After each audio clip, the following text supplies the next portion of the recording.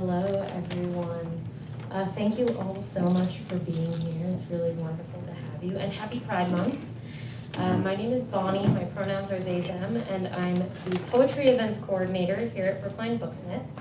Today, it is my pleasure to host 4 incredible poets, Deborah Schwartz, Kevin McLellan, Jason Tandon, and Josette Akresh-Gonzales for our Third Thursday's Poetry Reading Series. Before I do introductions, I have just a few housekeeping notes. Firstly, copies of all of these poets' books are available for sale at that counter over there. I encourage you, read their work, buy their books. It's really incredible poetry, so come check it out at the end of the event. Secondly, please keep your phones off or on silent while the poets are reading, and thank you for being considerate. Also note that the event is being live streamed right over there. Hello, YouTube. The audience, other than the backs of a few heads, the audience is not visible to our YouTube audience, but if you don't want to be live on YouTube, just don't stand up right in front of the iPad and you'll probably be okay. And finally, we will have a Q&A at the end of the event, so hold your questions until the end, but definitely have them ready to go. This event is part of a monthly reading series that takes place on the third Thursday of each month here at Brookline Booksmith. Our July 3rd Thursday's poetry event is also listed on our website, so if you haven't gotten enough poetry tonight, feel free to come back next month. And now, for the fun part, introductions. Josette Akresh-Gonzales is the author of Apocalypse on the Linoleum. Her work has been published in the Indianapolis Review, the Southern Review, JAMA, The Pinch, and The Pinch, among many other journals. One of her poems was featured in Haymarket's anthology Choice Words, a collection of poems, essays, and prose on abortion that spans 2 decades and several continents worth of writing. She co-founded the journal Clarion and was its editor for 2 years. Josette lives in the Boston area with her husband and 2 boys and rides her bike to work as the editorial systems manager at a nonprofit medical publisher. Kevin McLellan is the author of In Other Words You, which was selected by Timothy Liu for the 2022 Hillary Tam Capital Collection. He's also the author of Hemispheres, Box, Tributary, Round Trip, and Ornithology, a 2019 Massachusetts Book Awards recipient. Kevin makes videos under the name Duck Hunting with the Grammarian, and his video Dick won Best Short Form Short Film at the LGBTQ+ Los Angeles Film Festival. It was also showed at the Flickers Rhode Island Film Festival and the Tag Queer Film Festival, the Berlin Short Film Festival, and the Vancouver Queer Film Festival. Kevin's writing has appeared in Lily Poetry Journal, Orca, Superstition Review, and Waxwing, among many others. He currently lives in Cambridge. Jason Tandon is the author of 5 books of poetry, including This Far North, The Actual World, and Give Over the Heckler and Everyone Gets Hurt, which was the winner of the St. Lawrence Book Award from Black Lawrence Press. His writing has appeared in Plowshares, the Southern Review, and Beloit Poetry Journal, among many others. His poems have also been featured on NPR and on Verse Daily. He earned a bachelor's and master's in English from Middlebury College and an MFA from the University of New Hampshire. He currently teaches in the Arts and Sciences Writing Program at Boston University. And finally, Deborah Schwartz is the author of 2 full-length poetry collections. Wind of the House, Voice of the Stream, of the Dream That You Dream While We Turn You Around, and A Girl Could Disappear Like This. The latter collection was a finalist with Carolina Rand Press, Elixir Press, and Inlandia Press, and was highlighted at Brilliant Light Publishing as one of the recommended poetry books of 2019. Deborah's poetry and fiction have been published in journals and anthologies, including the White Whale Review, Stroboscope, and Eclectica, among many others. She's a professor in the English department at Bunker Hill Community College, where she's a member of the Some Poets Collective. She lives with her wife and dog in East Boston. Thank you to our poets so much for being here. Everyone, let's give a warm welcome.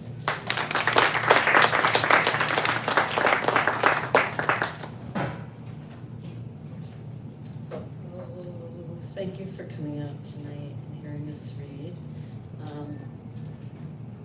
Wind of the House, Voice of the Stream, of the Dream That You Dream, I'll Be Turning Around. Poetry in Chorus and 4 Voices is my ridiculously long-titled poetry collection that I'm going to be reading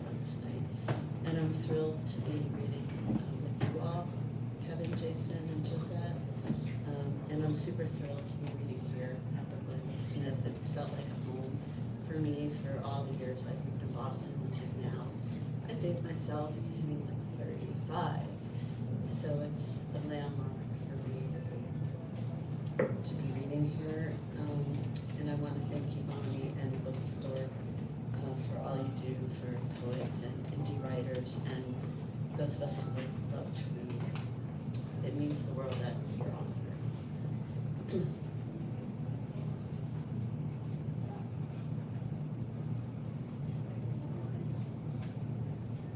The chorus of men and women sings their first song. Oh, the wind, oh, the wind, oh, the wind of this house.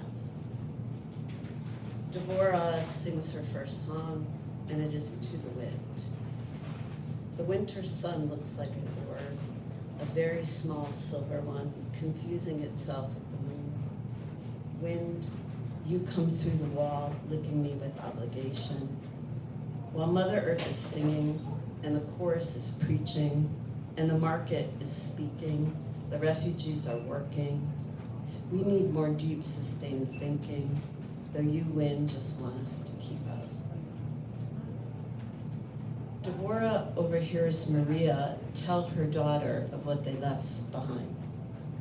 Shoes with straps for dancing, a cabinet holding a red bowl of salt, a brook with you, my daughter, and the other girls, mostly unclothed, but not naked, floating on your backs, holding hands, one swimming towards the bank away from the town.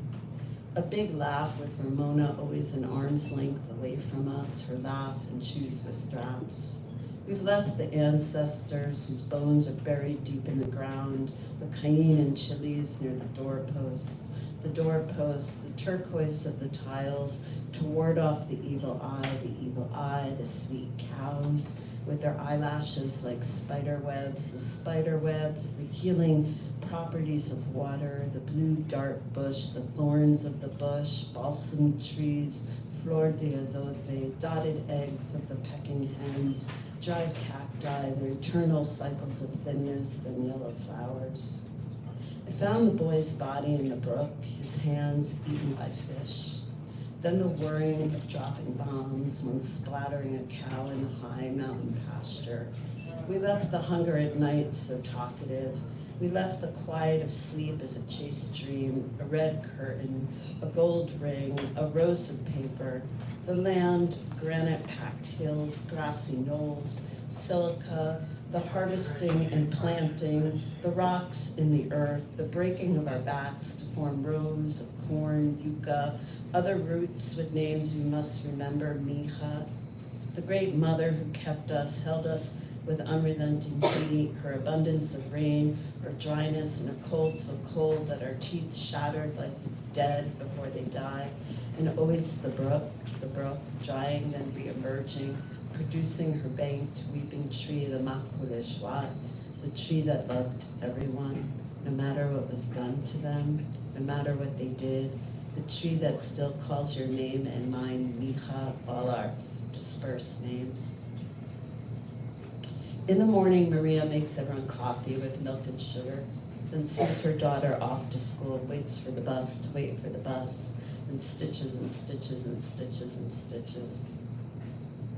The chorus of women and men sing a prelude to Maria's first song. Now here's a song that she shares with no one, except for the wind, except for us here, and how do we know she wants us to hear? Maria sings a song of her crossing. One. During the day, a sun slant would creep through the truck's canvas. Images, thousands of them, would slip through too. Now I call them fish heads, for even a severed head has eyes. One night when he made his way through the truck, I pulled my daughter into my chest to smell the distant sea salt in her hair. I hummed into her ear so she wouldn't hear. He grunted and came into the body of another woman. Chalk and foam, ash in a bone comb, cigarettes in the overripe apple. A tree has many reasons to give when we walk towards it with a machete. Golden coyote, black-backed coyote, striped-side coyote howling in the milky hills. Red flowers sleep wildly through the cortex, red sunset with the squat houses behind, lupus gray, sterling gray. The biggest dog in the pack is not the one to watch out for. Next morning, under the red sun conquered the night sky, I saw the hills, squat houses nestled there. Lupus gray, sterling gray, I smelled a nearby ocean. When clouds would cover the sun and comet, when the sky would write the word fire, we would huddle under the canvas and the truck would move forward. Later crouched between my daughter and the other woman as we rode the Suchiate River, each holding one of my hands on a raft that was like a tank. I told myself that within this calm river there is another, rough and full of storms. We would sleep on the ground, right on top of the train, a fire in the village that appeared like a face. Chalk and foam, ash and a bone cone. As a train billowed, some sleeping dogs would wake and scare easily. Cigarettes in the overripe apple. A tree has many reasons to give us what we need when we walk towards it with a machete. After the train, we're walking through the white amnesia of memory and the walking through the milky hills. Golden coyote, black-backed coyote, side-striped coyote. We sense the homing bones of our own bodies. We are nets tied to bombs. Let sleeping dogs lie. I don't know what to do with the hands that are mine. The chorus of women sings to Maria. It's the wolf's howl that you hear, and the train's bellow, and the draft of the house, wind and the trucks pass, and the sea, and the proud shaky sea, as you rode the train with its hellfire and its people and its hellfire and its men and its hellfire and its men and its women and the cries giving you time to seed and bear, giving us time to watch and hear. The chorus of men sings to Maria. For should you return there, what will you have? The barren earth, the cold hard ground?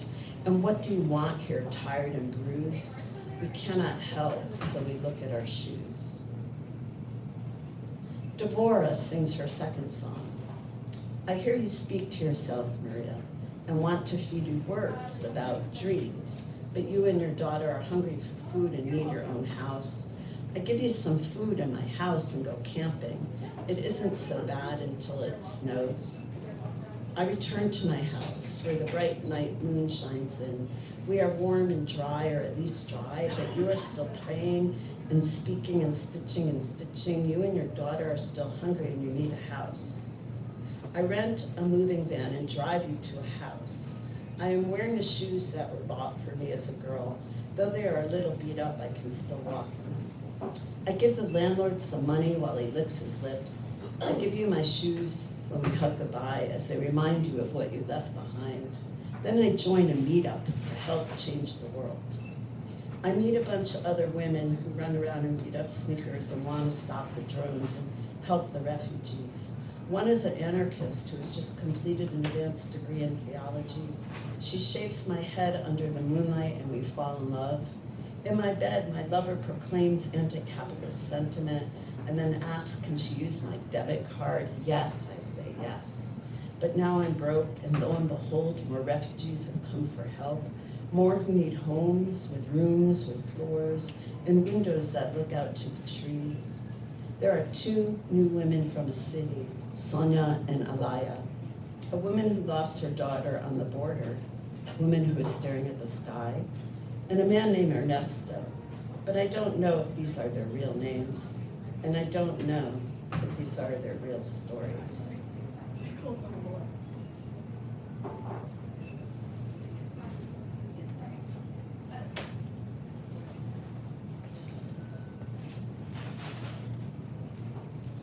The market speaks. I'm of wine and moon, of plumbing and illness and milk. Child, you are a child of bone and hair, child of cherries and knickknacks, child of the market, traveling through a sea of networked markets. Maybe the Rio Grande is not so worrisome, but after that river is another, one that is rough and full of storms. The market whispers. What we excavate from the graves is the same thing we put into our database.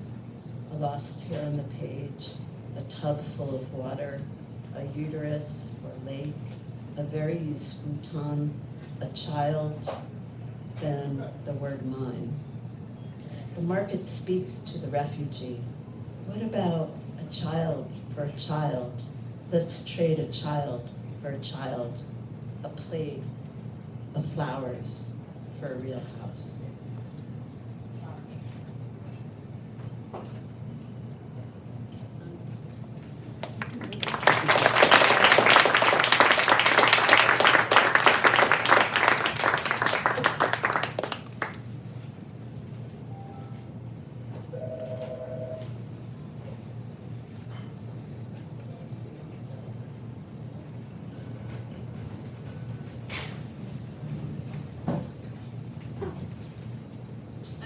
Sorry about the confusion about the order. Welcome, and I'm so glad everyone's here. It's so exciting to read at Booksmith, as Deborah said, and I'm going to read from my book, which is Apocalypse on the Linoleum, and this is my first book. The book, is about living in the Anthropocene, which is the end of times that we're living through, human-caused. We're living through a sort of apocalypse, and at the same time, we have to give some hope to our children, like an active hope, and we need some sort of symbol of hope. A lot of this book has to do with being a Jewish mother and looking at what happened when Trump and Netanyahu colluded to move the capital of Israel to Jerusalem, sparking a lot of protests, which were absolutely necessary, and the violence that ensued after that. We're gonna take you deep into that and come back out, I think, in the book of Job. So the first poem I'm gonna read is a found poem from the New York Times, and it's called "The Front Gates of the Jewish Graveyard in Cairo." The gates of Bassettine were locked with a heavy chain, and the graveyard was surrounded by a wall. It was too high to climb, but along the far side I spotted a makeshift earthen ramp. I was halfway up the ramp when someone started shouting at me from inside the graveyard. "It's closed," he said. "The cemetery is closed." "I'm Jewish," I shouted down. Although his face softened somewhat, he still wouldn't let me in. "Talk to the rabbi," he said. "You need an appointment."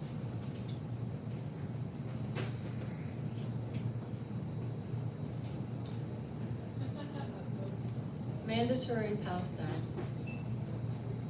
It is 1920 at San Remo, and the boundaries of the mandated territories are not precisely defined. It is 2018, and I am streaming videos of the border, and the tear gas, and the tears, and the blood. It is 1996, and I am holding hands with a boy in the golden sunset, the desert air glooming. It is 1986, and my class and I are wearing blue and white in Manhattan at the Israeli Day Parade. It is 1976, and my parents are strolling in the West Bank, and an Arab boy is throwing rocks. It is 1948, and 400 Arab villages are under attack and are forced to evacuate, never to return to their green olive groves. It is 1917 in the Ottoman Empire, and the Turks are about to lose Palestine to the British mandate. It is 2018, and a string of Palestinian protesters, hands held tight, shout and push at the gate. It is 1996, and we are outside the hostel in Jerusalem because a boy left his backpack in a bathroom stall. It is 1991, and Saddam launches Scud missiles into Tel Aviv, where my cousins pull on gas masks. It is 1976, and my parents could walk the mosaic tiles of the mosque at the hilltop holding hands. It is 1947, on the world map, within the tiny arrow of Palestine, a speck of white, where the UN proposes to hold Jerusalem as a trustee. It is 1920, and a small boy and his sister have left the orphanage in Jerusalem in a ship bound for New York. It is 2018, and I watch the live feed of a Palestinian baby bleeding in her father's lap. It is 1996, and we gather at Rabin's stone, heads down, placing pebbles on his grave, crying, who would shoot him? It is 1973, and the Yom Kippur War closed round like a noose, Egyptians crossing the Suez Canal, Syrians rushing down from the top of the Golan Heights. It is 1948, and my grandmother is pregnant with her third baby boy, another New York Jew, her Moshe, my dad. It is 1918, and only a fraction of the orphans in Jerusalem find shelter, my grandpa among them. It is 2018, and at least 60 people are dead at the border, hundreds more fist-sized holes at the exit. It is 1996, and it is 1973, and it is 1948, and it is 1922, and it is 2018, and it is today, again, 2020. So I'm going to read a poem, another Jerusalem poem. If any of you have been to Jerusalem, or may have just heard about this, there's a famous wall there that people go to pray. Sometimes it's called the Wailing Wall, sometimes it's called the Western Wall. It is supposedly one of the ancient walls of the Holy Temple. I started to wonder about it as both a tourist attraction and a place where people find very, very holy. You know, Jerusalem is a place that 3 major religions consider the holiest place in the world, but people actually live there. Throughout the poem, or sort of more towards the end of the poem, I use a slash, and I'm going to say the word slash out loud, but just imagine the punctuation mark there, and it's sort of equating 2 words that are on either side of the slash. The cleanup crew at the Western Wall. Twice a year, the custodians of the Western Wall brush the thousands of papers crushed into cracks between stones and sweep up the plaza. I don't think anyone believes that the prayers are somehow defunct once the paper is discarded. Whether or not there is a God to receive them is up to each person, don't you think? A story that before the ark, before the temple, God was lonely. And once the people built a place for God, God dwelt there. Once a person's prayers are spoken / written and said / placed, I would guess the person praying feels that their urgent message is sent. In the story, when God was alone, God spoke, and God listened. I remember the times I scribbled a note and stuck it in the Western Wall, and I wondered how a fresh crowd of people each day could find space to squish their crumbled gratitude and self-pity into the wall. From the Middle Ages until the British mandate forbade it, pilgrims drove nails into the wall and marked the wall with painted palm prints. In the story, if you were in the right place at the right time, you may be lucky enough to overhear God speaking to God's self, creation echoing in creation, like your child's voice calling in a canyon. It also occurred to me at the time when I prayed at the wall that if there was a God, the mind of God would have to be able to easily expand to hold all the words in the universe, much less the spoken ones, much less the written ones, much less the high priority ones scribbled on tiny scraps of paper and stuffed into both wide and thin spaces between the hewn stones of the Western Wall. I think about how all over the planet we face Jerusalem because our people built this place for God, and God must see that we are facing God's face when we pray. And in the story, the canyon echoes /God, and the voice /God, and the ears /God, and time /God, and we /God enter and clean up, and enter and clean up, and enter the place in the story where God is.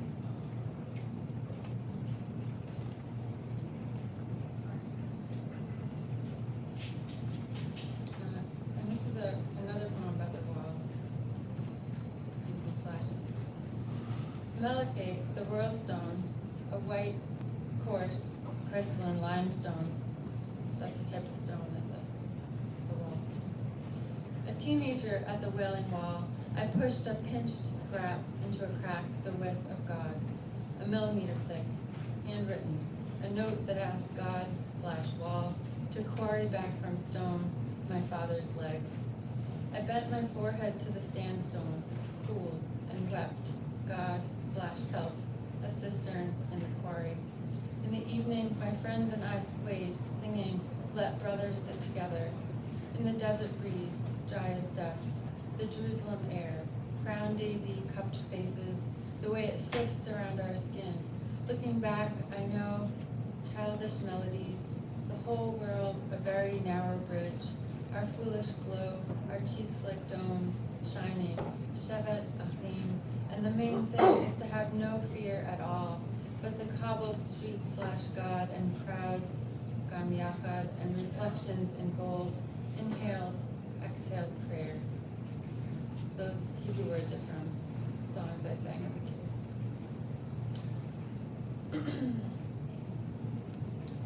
So this poem is from the part of the book that's sort of about parenting during climate change, and but it's kind of a similar theme. And it's called Shrouds Are Made Without Pockets. Needle and thread, scissors, and other notions. Do you know anyone who still mends their clothes or polishes their shoes anymore? I'm not exempt. My children's sneakers every 6 months. Trash. Yet I bought this shoe shining kit, 2 stiff brushes, felt cloth, carbon black polish of wax and lanolin, volatile spirits. A single can lasts several months or years even. And this morning I unearthed my sewn kit that had lost its needle threader and squinted, licked the end of the blackest thread and stuck it through the eye of the needle, 1 millimeter away from nothing. My children ask, why did you have us if the world is ending? I answer, because the world isn't ending. Because all our stuff, even these threadbare yoga pants and scuffed penny loafers, will last, darned and shined, until graffitied walls crawl with vines and the ruins of hurricane wounds.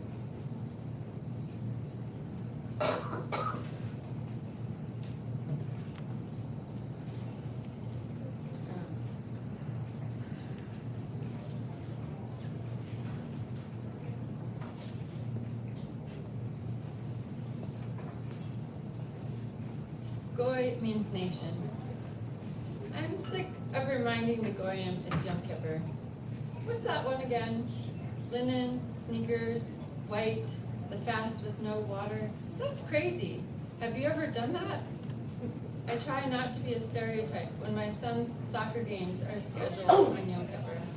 It's so micro. I'm not allowed to be lonely or mad or missing New York, and I have to break the news to him.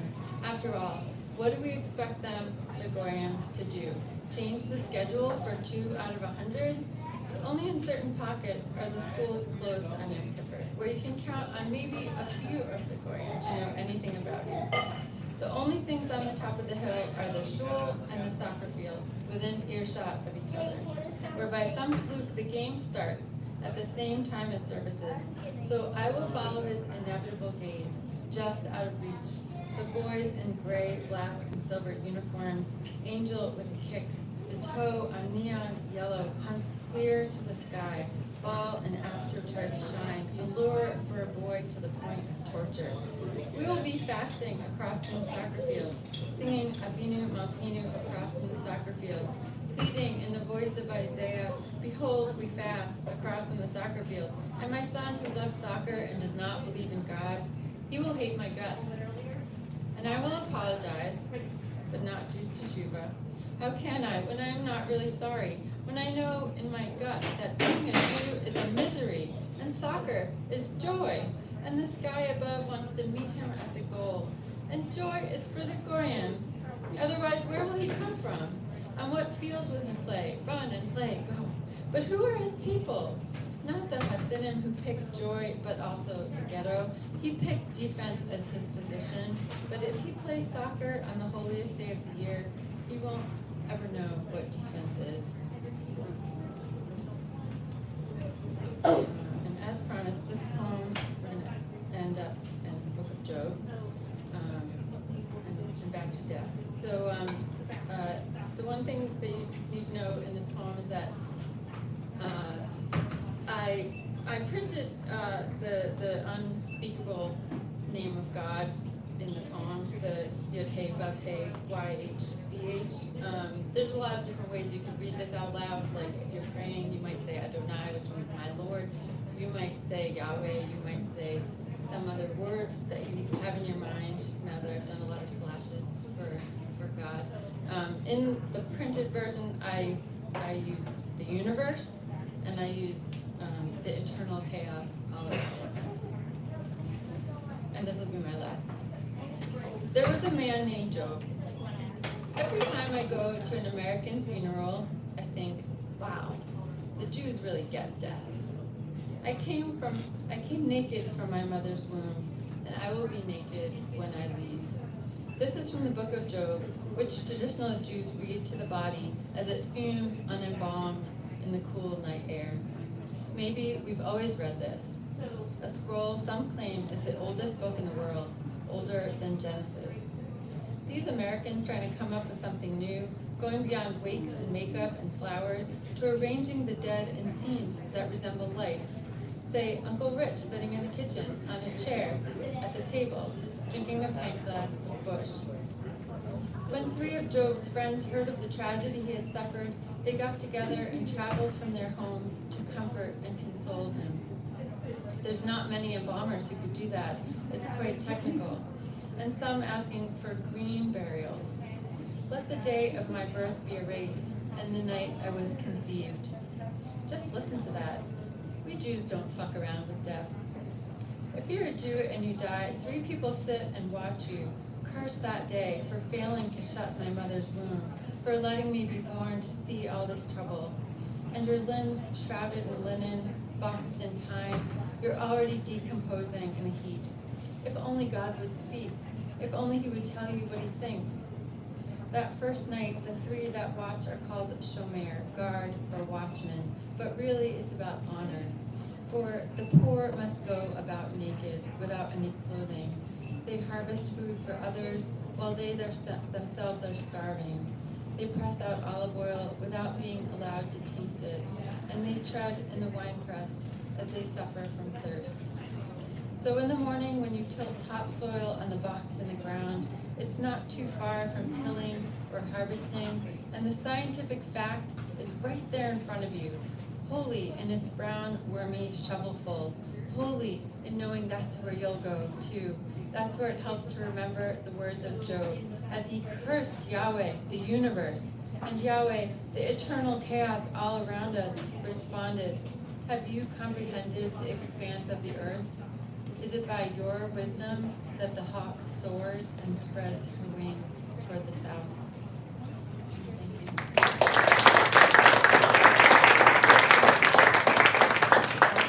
Any more chairs? Oh, yes.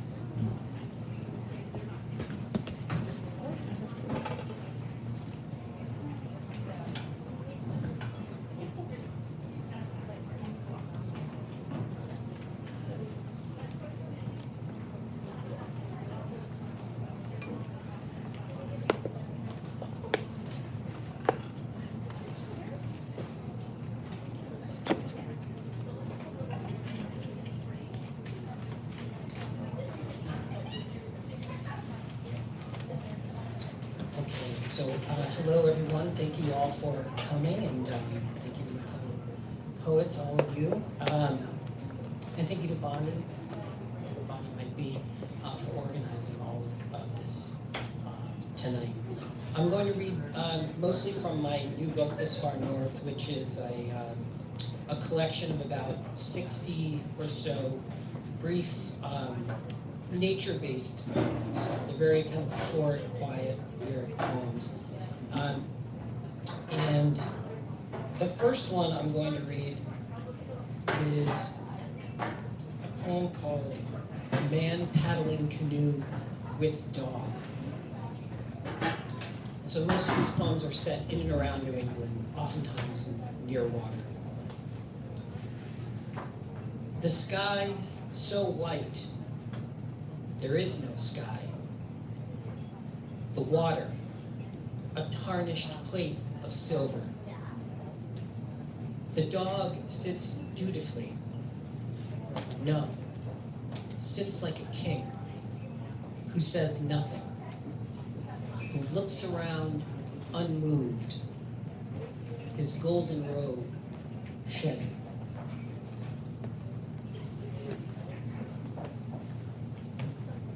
So I do like to tell people when I'm reading, when I say short poems, I do mean short poems. So when I start, I'm going to finish. So just so you can be ready as listeners. So this next one is the title poem of the book. It's called This Far North. Sprawled upon a granite slab above the no-name falls, my friend tells about his dream last night. He knows he felt failure and menace, anger and injustice. He can't remember the people or the place. He breaks a bar of chocolate from his backpack. We lay our socks in the sun.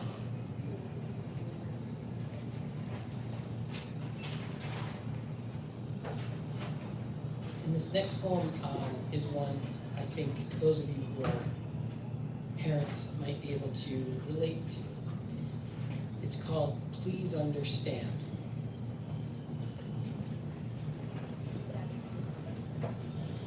When I woke to my daughter slapping my ear and shouting about the dolphin she rode in her dream, my son, upside down in the armchair, asking what the word vehemence means, and you, on the pillow, pale-faced, open-mouthed, dry-lipped, and snoring. I thought, if I must die, let it be now.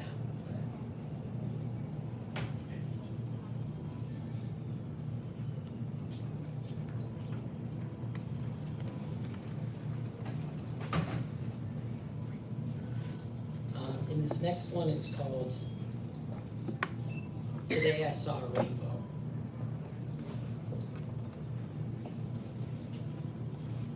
Today I saw a rainbow, the whole arc for the first time, the entire spectrum of color spanning the lake. You could tell me about reflection and refraction, droplets, dispersion, and sun.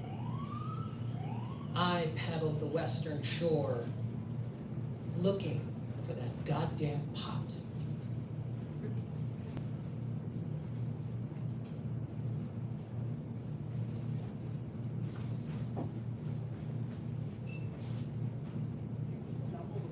And this next one is a spring poem.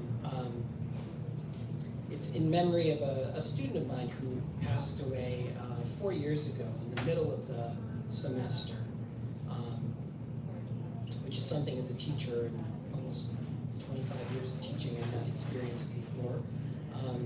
So I wrote this poem for him, and it's called Birds Again.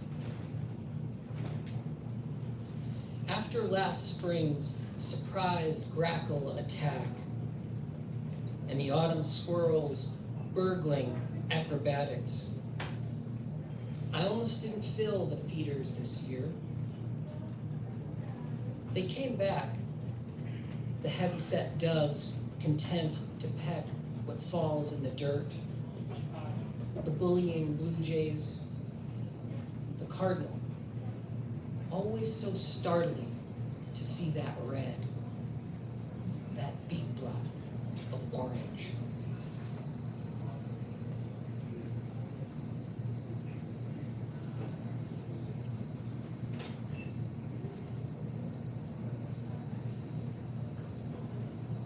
Here's a poem I think could be read at the end of any week, really. It's called After a Week of News.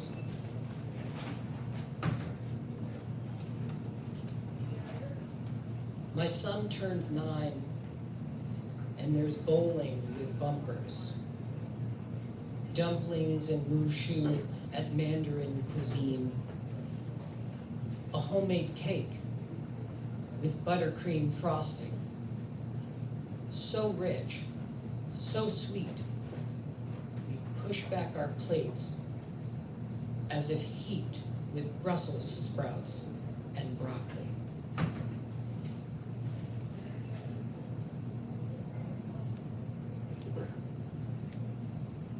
here's an uber short poem for all you lovers of lake life, or if you spend any time out on lakes. It's called Loons.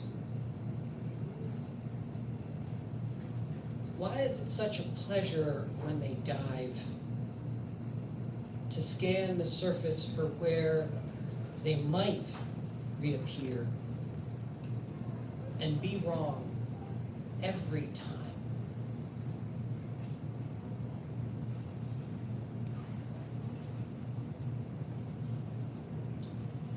I'm just going to read, just a couple more.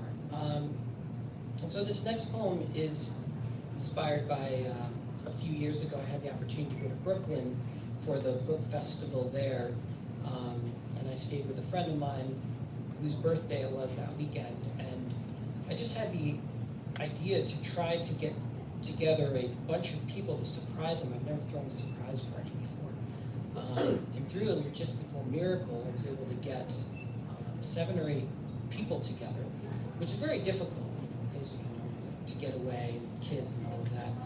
And we're all able to come together for about 36 hours, which is just wonderful.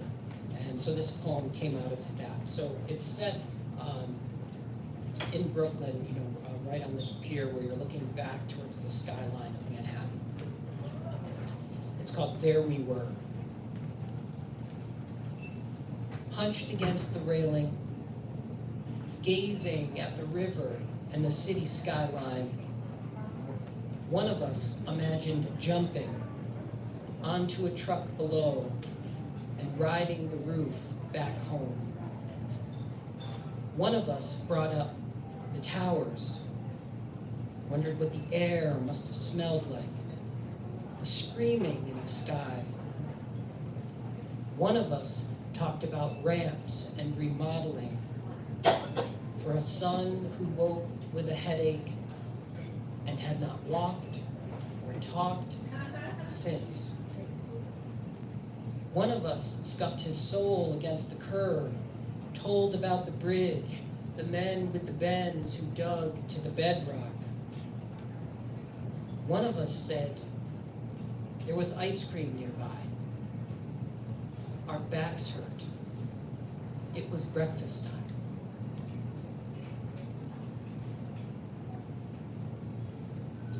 And this last poem I'm going to read was inspired to a trip my family and I would take into Truro, Mass, which is out on the Cape. We've never been there before. It's not quite as far as Provincetown, but it's out there. And I'll actually read this one for Kevin, whom I met 4 years ago. We did a reading together, and he said to me after the reading, "You should try writing longer poems." I don't know if you remember. And I've tried, Kevin. I've tried. So this poem's actually in 4 parts, but they're very short parts. But each one has a subtitle, so I'll read that along with the poem. So the whole poem is called Out Here at the Edge of the Land. At first light. I walk the splintered boardwalk, smoothed by wind and sand, salt and morning mist, and climb the crest of a whaleback dune. I sit and scratch bites on my unwashed body, bleed every itch. Bayside. Today, I will not realize that my friend, drowned at 21, would have turned 46. Even when I find that silver fish pumping its gills on the sandbar, its black eyes surprised by the tide. Dog days. I look into the mirror's small square and see my face stubbled white, hair thick with sweat, nose greased and blistered at the tip, my chapped lips grinning ear to ear.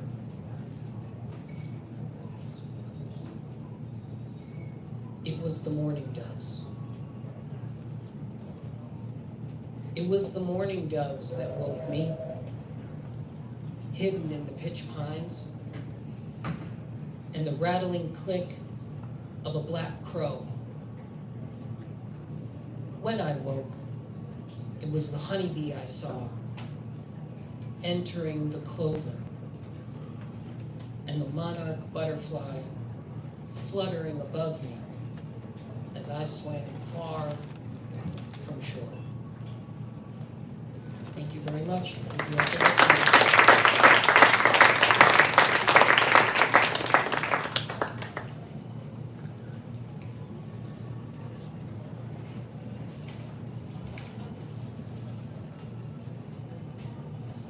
So, Jason, I also write really short poems.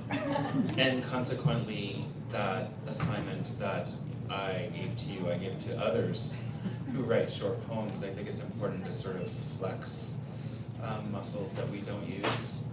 I'm currently working on a long poem, in which it's 3 pages and a third, and it's 1,500 words so far. It feels it's liberating. It's great. I'm going to read from In Other Words You.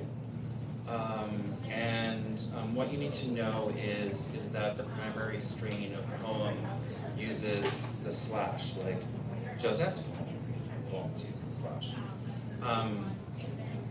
This primary strain also has a 1-2, 1-2, 1-2 form, so you are unsteady vertically. The slashes, which have a violent nature, are also an unsteadying, violent experience. And then I also hyphenate words that don't belong together, which is yet another form of unbalance for the reader, which you will not experience per se hearing these poems read aloud, because I will not say slash. I'll just pause. Oh, and time myself, because I cannot be that person ever.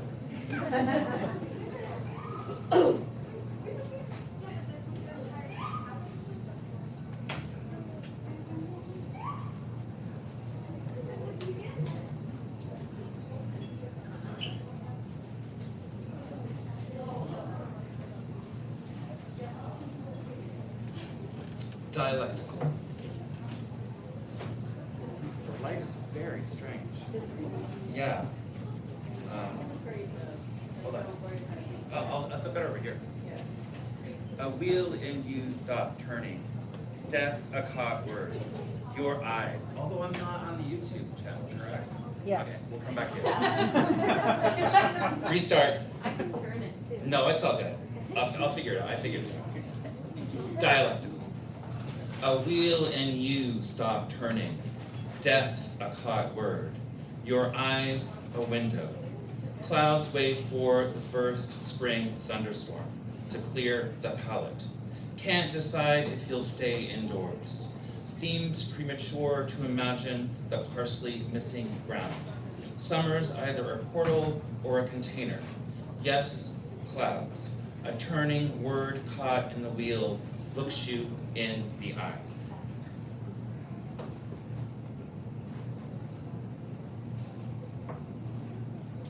Because I'm so, I used to plan, we're talking about this, I used to plan what I'd read, and then I'd change my mind last minute, so what's the point? Demarcate.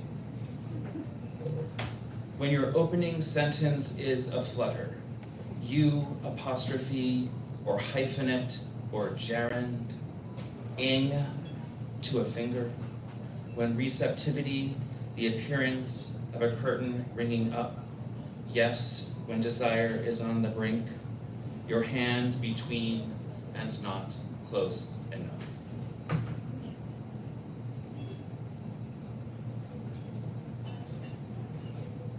So the you in the first section could be the self-reflexive you, me. It could be you, the reader. It could be a specific you. But in the second section, you'll see what it is.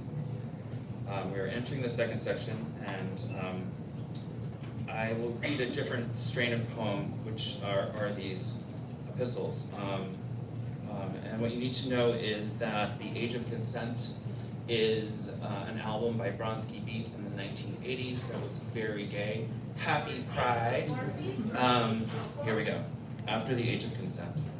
Dear you, ran there, turned there, to a small market village in the UK with a castle. Run away, turn away, run away, turn away.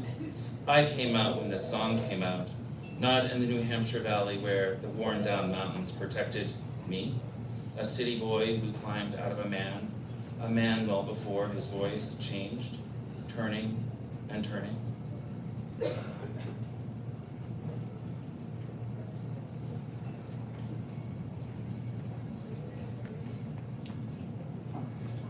License plate number. Self-assured in denim cutoffs, white tee, dark Martens, approaching the Castro from behind, you, a car slows, pulls into a shallow drive. Someone says something, you turn, face 4 teens in red jackets. Out the open window, the driver asks, do you like it up the ass? You ignore him, must continue walking. From behind, hear the swerving, the car gunning at you. Between a tap room and a blue house, an alley. You up a chain link fence. The 4-door backs up. With all speed, the smell of burned tires. Out of nowhere, a mannish bartender appears, asks if you're okay, hands you a book of matches. On the inside flap of the handwriting, a sequence of numbers and letters. You keep seeing the embroidery, the backside of red.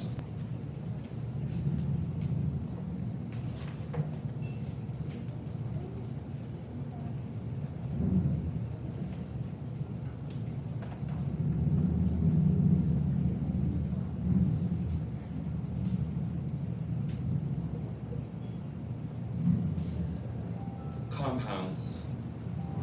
Your ex didn't have the constitution to accept all of you. You notice the roll of the dryer exhaust, steam ghosting up the side of the cold brick. Memories can be passed down. Remember your grandma who passed, and that night her adult daughter fell, through generations in our genes. Your mother's head met iron, a pellet stove, her head open, stapled back together. You must both listen and ignore heightened cravings, salty aged cheese, lemons. You must realize we're mostly comprised of water, and separation is a fucking trapdoor.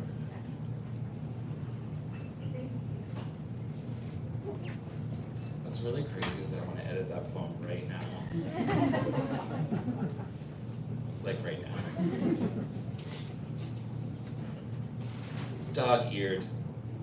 The brain sigh, mid-sentence, in process of migrating to the non-paper world. A bouquet of disparate sighs after a crowd of a few teenagers, the timbre of their laughing voices, a foreign ditty, can't go back to the old fiction of the scarecrow mocking you, must change your course. Okay, okay, you are okay. Here's another, there are 3 strands of poems. You've heard the Slash and the Dear You poems, and there are also these poems for which I extracted or I removed language that was not human bodily out of scientific articles about weather or the earth. Tornadoes and water spouts. Rotating surface of, base of, observer, over bodies, vortex, a body congestus, a dark spot, ultimately.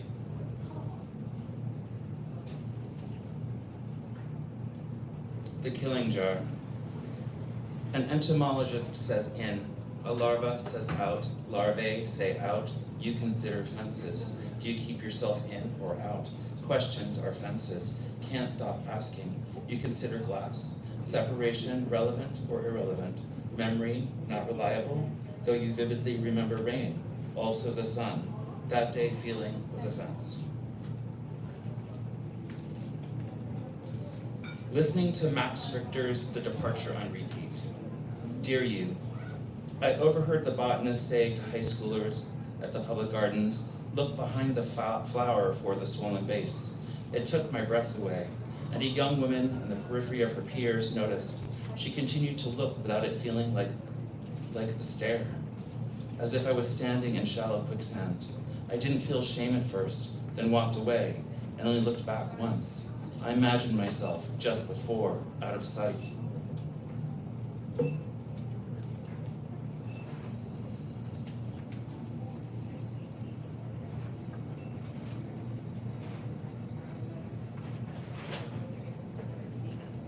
really wanted to read this other poem, and I think I skipped over it.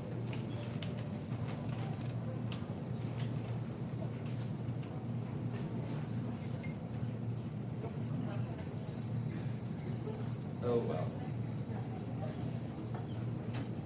It's funny because the order of the poems in this book changed so many times in the last sort of edits that some of them changed a lot. So I think there are certain places that are actually not. I'm just going to read a couple more. Let's see what's happening with time here.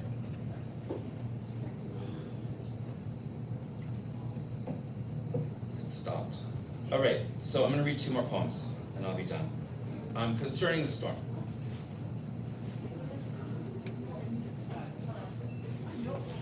That the wind won't put the door back, that the door was a flap, that it won't leave you content, that you're forced to stay indoors, that you're seen as a sad clerk, that you sell used bird cages, poems too, that the flea market is closed, that you want to know there's more to this than body, that perhaps they're right after all, that you decided to not leave during the storm, that the storm began when you began.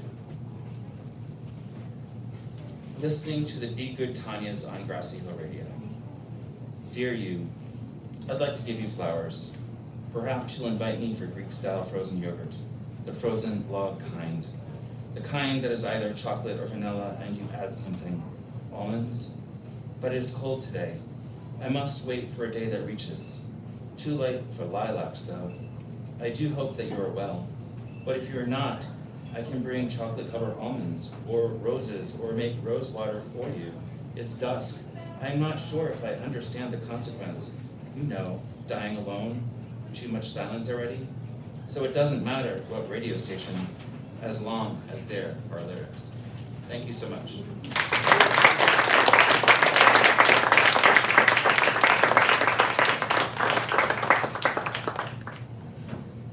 Beautiful, thank you, Deborah, Josette, Jason, and Kevin. I'm gonna hand this mic to you, and we will commence the Q&A. So folks can raise their hand, I'll call on you, and just speak up just so we can ensure that the poets can hear you.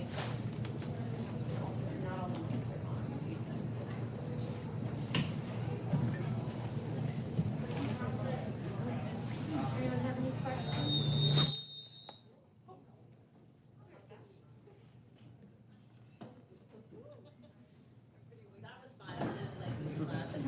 That was definitely a slash. Yeah. I might have had a double slash. Right. And an exclamation. Sorry about that. Hopefully it will be a little bit better now, but, anyone have any questions? Yeah, go ahead. Sorry, I know my first time of year. I'm picking up down to my right. If I make sure we do that, it's, yeah, thank you. But, so,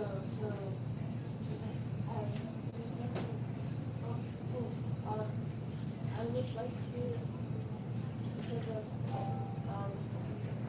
I've been thinking a lot recently about the notion of people, like what popular people is, and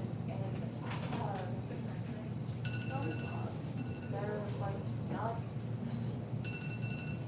actually good, but they're and I was just wondering, because your thing is like bearing on this concept. So would you like to share yourself?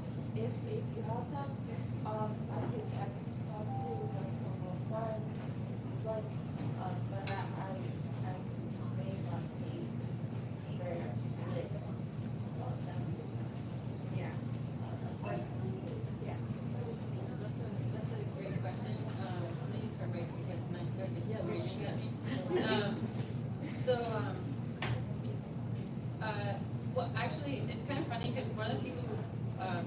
book wrote this.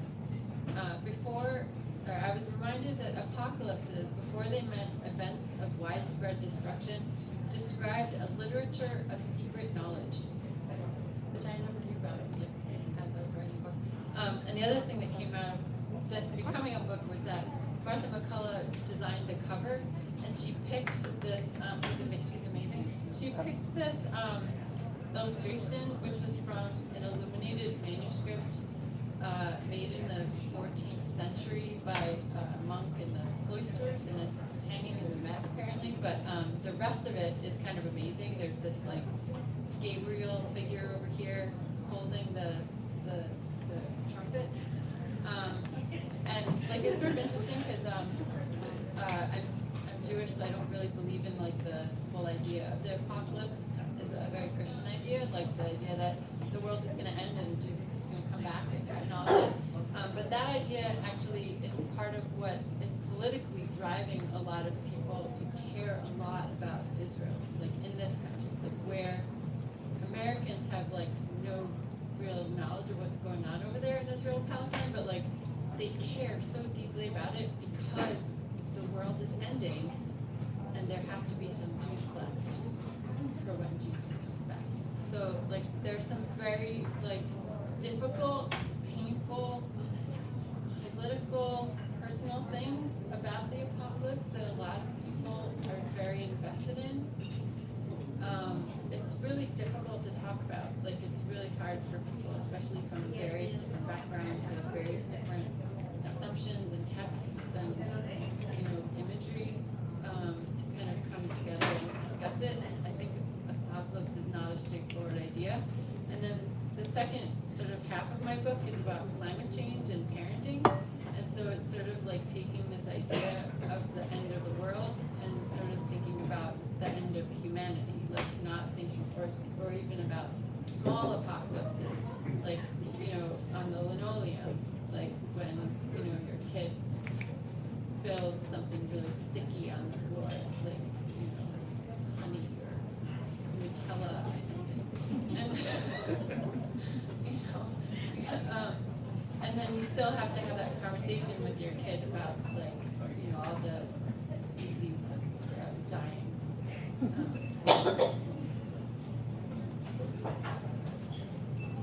other questions?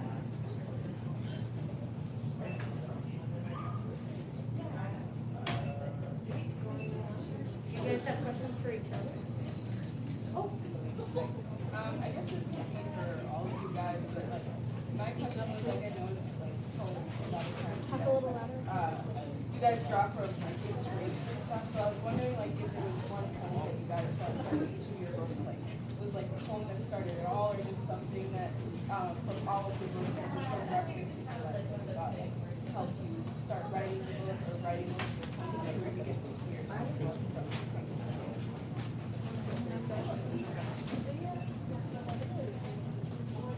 Yeah, so the question, if I got it, Grace, and you'll correct me if I'm wrong, was there one kind of central poem, or maybe even piece of language or concern but you asked one central poem that kind of drove the concept and the language of the rest of the book and the other parts. It's strange, but for me there was. I'm saying it's strange because in the other book there wasn't. It was very recursive. Like all the poems needed each other to make sense, and I had to revise all the poems all the time, talking to each other. And same with this new collection I'm working on. But for this one, the central poem was about Maria's journey from El Salvador to Mexico to Texas, and how it's called Maria's Crossing. I read it, and I kind of like embed the rape scene kind of like undercover. It's kind of like glossed over quickly, and it created the problem of the book, which was this is an actual person's story who's Latina. I'm a white writer.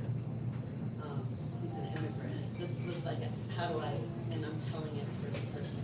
So it created all the problems of the book. like I'm appropriating someone's story.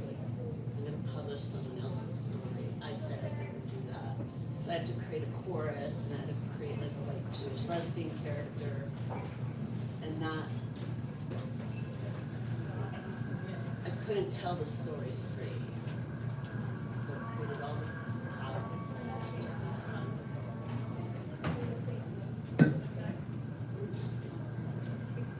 Talked about it. This book's been a long time coming, so the oldest poem in the book, I think I wrote like maybe 15 years ago. And so it's kind of a hodgepodge. And as I started showing manuscript to different people, they were like, well, I would take out this part. It doesn't really belong. You know, these 3 poems, that seems like a different book. And sort of as the years went on and the manuscript got shaped, it sort of, it was like chiseling away at it until it made sense as a book. So yeah, it didn't like get started as a book. It got started as like a whole bunch of poems that I had written that I handed to people and said, here are all the poems I wrote in the past 15 years. Help me make a book out of it.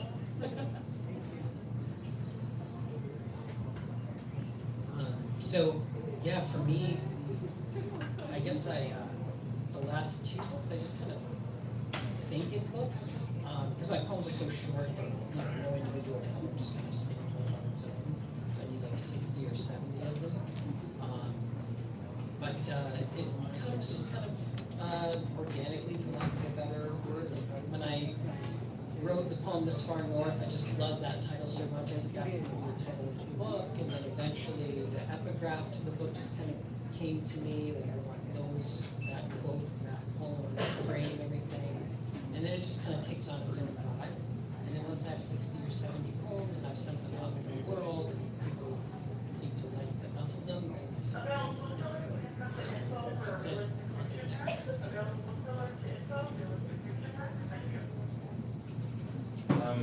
I'm gonna circumnavigate your question to get to the answer.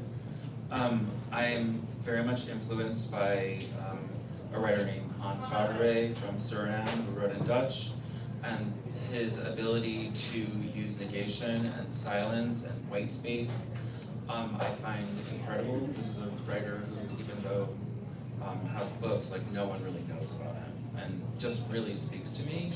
So his writing and the writing of James Schuyler, who is an American queer writer, and then also Jory Graham. These 3 writers have influenced me greatly. So there's that part. The other part is that when I write poems, not so much, well, for some of this book, I create lists of things that I hear that I'm inspired by, things that I read that I'm inspired by, a word that I'm just enamored with, something that's overheard, and I use this very sort of scrappy sort of approach to putting things together that may not otherwise be together, and try to find what that means to me through the writing of the poem. So there's that too. But in regard to a central poem, I think for me, for this book, the central thing is the form, not the poem, that I explained earlier.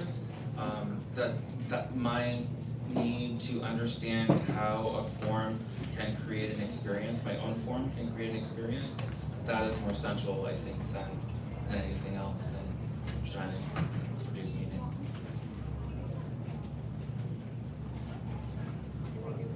For one more question, like anyone has one. I love how different our process, like, right? Yeah, and your process.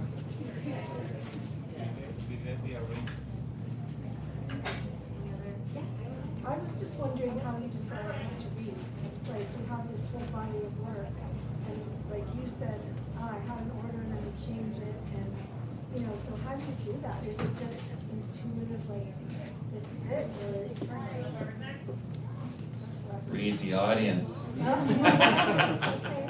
What's that mean?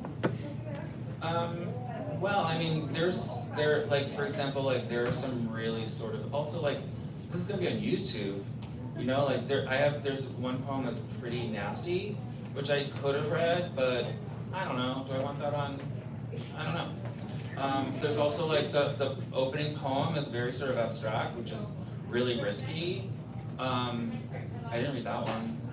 It just, and again, like, there are these words that are italicized that, again, another convention that is used that you wouldn't get unless you, this book is meant more to be read than read aloud, but I have to promote it.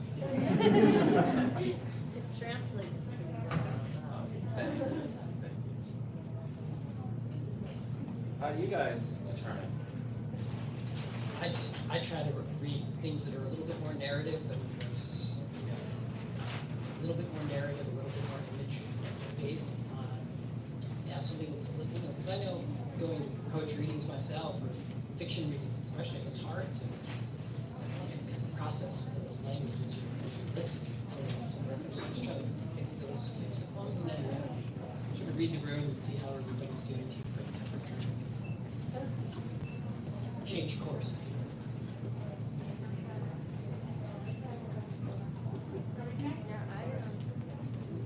I've done what Kevin did and just kind of winging it, but tonight I was pretty nervous about reading here, so I spent some time the other night deciding and reading aloud while timing myself. And and in terms of what I decided to read, I was thinking about what hung together thematically and kind of giving a narrative arc to the whole reading. So, you know, even though the book can feel a little bit hodgepodgey, there are themes in it, so I thought, okay, let me tie some things together. I'm really, I love my book and I'm kind of done with it. Like, I mean, it was published in September. It won the publication the year before. I sent it out for like 3 years before. You know, like, I've got this work of new poems that I really wanted to read. So I feel really comfortable in this narrative. It's very narrative. I don't know what my way through it. And they're kind of like uninteresting right now. So I just was a little worried that I was going to read love and energy. I kind of wanted to bring the new ones in that aren't done yet.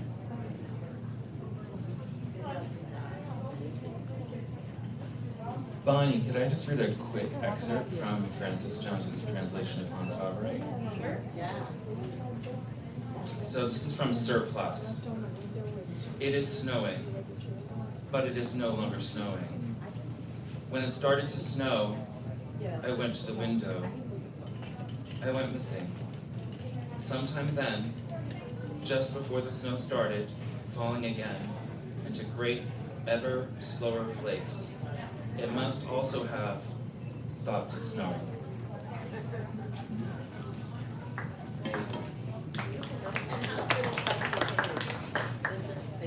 It's very spacious. Yeah. There are line breaks, there are stanza breaks.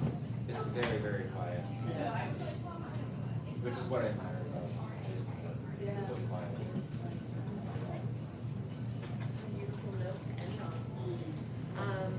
Thank you to our audience for being here